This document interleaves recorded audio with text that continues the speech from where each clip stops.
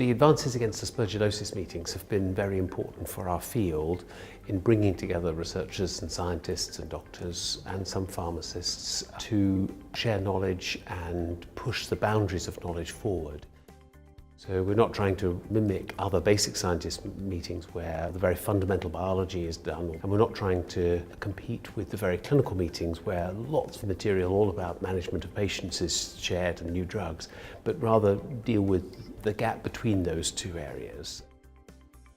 In our field, there tend to be little niches of people that are active in one area or another, but the purpose of the meeting was to get them all together and talking to each other. And there'll be better science coming out of it because of people not coning in on one small area, but actually open to what's going on in a wider field.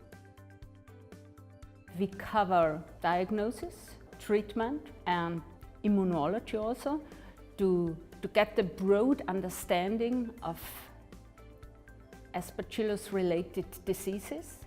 There's also quite a lot we're focusing on related to the forward-looking aspects of our field. You know, what should we be working on? Where does the field go? And so today we laid out 5 aspirational targets which we'd hope to hit over the next 12 years by 2030. It looks like there may be about 1 million people dying of aspergillosis each year, which is clearly 1 million too many. So in order to improve that, we've been focused on what are the components of improving outcome and reducing the severity of disease in patients.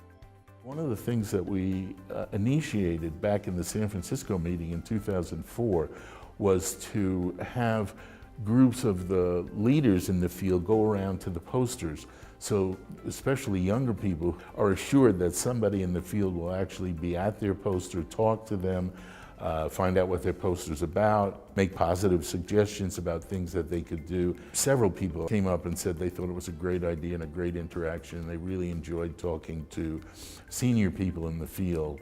And the people who went around going to all the posters also thought they got a lot out of it from each other and from the poster presenter.